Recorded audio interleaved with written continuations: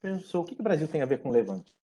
A gente falou das imigrações árabes para o Brasil, mas na verdade esse termo árabe ele é um pouco impreciso para falar disso. O termo preciso para falar disso seria a imigração dos levantinos para o Brasil. Durante o século XIX, muitas pessoas do Levante vieram para o Brasil. A maioria era falantes de árabe, mas não todos. A maioria era muçulmana, mas não todos. Muitos cristãos siríacos, por exemplo, vieram para o Brasil na época. Muitos judeus vieram para o Brasil na época, no século XIX, fugindo essencialmente das guerras que o Império Otomano vivia. As décadas finais do século XIX foram décadas muito violentas. Enfim, aconteceu tudo que levou à Primeira Guerra Mundial depois. E o Império Otomano estava um pouco no centro disso.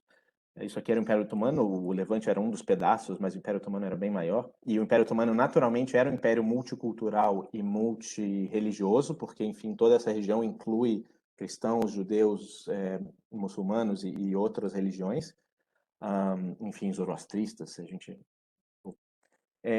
e aí, quando essas pessoas como as pessoas que vieram do Levante vieram do mesmo jeito que os italianos, que os alemães, que outros imigrantes vieram para o Brasil, no sentido de buscar uma terra prometida nas Américas, uma terra em que esses conflitos, esses velhos conflitos não tivessem tão presentes, que fosse possível, de alguma forma, começar uma vida nova. Esse processo de imigração, ele sempre foi um processo um pouco agressivo. Hoje não é mais, porque hoje é mais fácil, a gente pega um avião, né? Mas quando não era assim, é sempre um processo de rompimento duro com as próprias raízes e de recomeço, no sentido de que às vezes é até melhor esquecer a vida anterior e começar uma vida nova. E aí as referências dessa vida nova, elas são complexas. Essas pessoas, os levantinos, quando vieram para o Brasil, eles eram chamados pelos outros brasileiros por vários nomes. Até hoje, né? A gente chama eles de sírios, chama de libaneses, chama de turcos, são palavras que estão presentes assim na nossa. É interessante, inclusive, que a gente chama de turco, mesmo que uma porcentagem pequena deles seja etnicamente turcos. Mas é como eles vinham do Império Turco-Otomano, acabou se fazendo associação. Mas a gente usava essa palavra também, a gente chamava eles de mascates. Claro, sírio, libanês, turco, a gente sabe o que significa, né? Mas o que significa mascate? Essa palavra é interessante, né? A gente ficou pensando um pouco nisso. O que significa mascate? Mascate é uma palavra que vem justamente desse outro período em que os portugueses tiveram contato com os árabes. Entrou a palavra mascate. A gente fez uma pesquisa tipo a do Kitangana, a gente foi olhar os bancos de dados de textos antigos. Mentira, a gente não fez isso, mas quem fez isso sabe que a palavra mascate entrou. Fizemos sim. Tudo bem. A gente sabe que essa palavra entrou no português no século XVI e XVII, essa palavra mascate. Muito provavelmente, a etimologia dessa palavra é uma referência à cidade de Muscat, que é uma cidade importante justamente nessa região que Portugal dominou durante mais de um século nesse período. A cidade de Muscat era um dos portos principais, e ela hoje é a capital do Omã. Ela tá aí, Bruno, no mapa? Tá aqui. Aqui. Vocês conseguem ver meu PC? Ah, verdade. Sim. Então, essa palavra mascate entrou no português meio se referindo aos comerciantes, de uma forma geral. Tinha essa referência. Tanto o mascate podia ser tanto o comerciante, a pessoa, quanto o objeto do comércio, o tipo de produto que vinha desse tipo de comércio, e ao processo do comércio todo. Então, essa palavra era usada meio assim.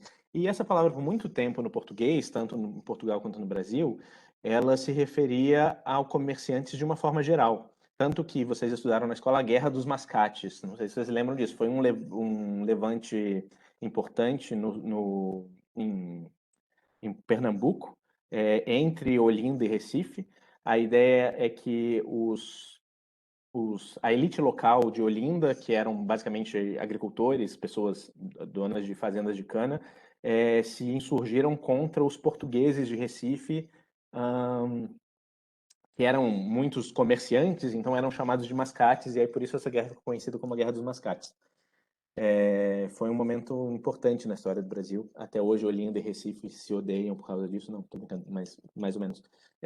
Mas acontece isso. Isso é uma pintura de 1822, um século depois da guerra, chamada Um Mascate e Seu Escravo, do Henri Chamberlain. Enfim, mas essa palavra, ela por um tempo, ela foi por um tempo ela foi uma palavra pejorativa no sentido de que pessoas desonestas, pessoas, enfim, que estão prontas para passar a perna nos outros, porque, enfim, o ethos de um comerciante é muito diferente do ethos de um agricultor, né?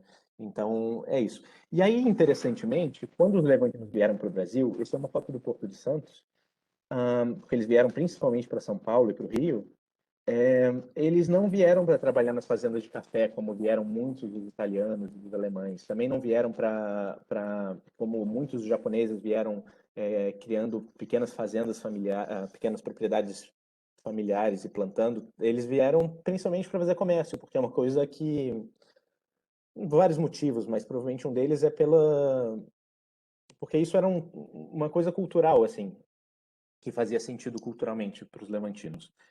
E aí eles acabaram reincorporando, reassumindo esse nome mascate, que veio do árabe em algum momento, entrou no português, existiu no português por um tempo, e aí foi reapropriado por esses imigrantes levantinos. Eles passaram a ser chamados de mascate pelos outros, a se chamarem de mascate, e acabou que essa palavra ganhou um outro significado. Tem uma citação aqui, que eu achei bonita, diz assim, a palavra mascate, por exemplo, tem um poder mágico, faz com que se recue até a chegada a Magé. A Magé é uma região no norte do Rio de Janeiro. Esclarece antes, pouco importa que uma pessoa tenha sido ou queira ser, pouco importam sonhos, desejos, aspirações, fantasias. Ao chegar no Brasil, libaneses e sírios, árabes em geral, começam mascateando, trouxas aos ombros, sorri e acrescenta. Só bem mais tarde irão tomar conhecimento do outro significado da palavra trouxa. Se estão se dando bem e o mascatear dá certo, vão deixar de ser trouxas. Não demora de quererem um cavalo, uma carrocinha e depois podem ser uma vendola, um armazém, loja de tecidos, quem sabe uma fabriqueta. Então a história dos levantinos, especialmente mais pobres que vieram para o Brasil, foi essa história de começar pequenos comércios. Esse comércio, essa palavra mascatear era muito usada para o comércio de porta em porta, da pessoa que ia batendo nas portas das casas e oferecendo produtos, esses produtos simples assim, essas artesanias, enfim, temperos, coisas assim. E, e alguns desses, inclusive, conseguiram abrir suas lojinhas. Abrir a lojinha era o sonho, assim. Significa que você começa a tá se dando bem, você conseguiu ter um ponto físico. E alguns, enfim, tiveram muito sucesso. A gente tem várias das grandes cidades do Brasil, a gente tem, até hoje, os centros comerciais das cidades são associados aos levantinos. Por exemplo, o centro do Rio de Janeiro é chamado de Saara, porque claro que é só um acrônimo, é a Sociedade dos Amigos dos Arredores da Rua da Alfândega, mas também é uma referência a, a isso aí. Enfim, a 25 de março, em São Paulo. E alguns tiveram muito sucesso. Por exemplo, o Palácio do Comércio em São Paulo, o Palácio da Indústria, ele é um prédio de arquitetura árabe, essencialmente. E vários prédios nas grandes cidades do Brasil também tiveram essas feições, ou seja, algumas das pessoas tiveram muito sucesso, outras até viraram governadores e presidentes do Brasil, mas enfim, isso. E aí, diante de tudo isso, a gente achou que um bom nome para a nova edição, para a próxima edição, para a 11ª edição da UBL, seria seria a edição Falafel, quer dizer, não, seria a edição Mascate. Então é isso. Tradicionalmente a gente conta o nome da nova edição no final da Elo. E é isso. A gente vai trabalhar nas artes correspondentes daqui para frente.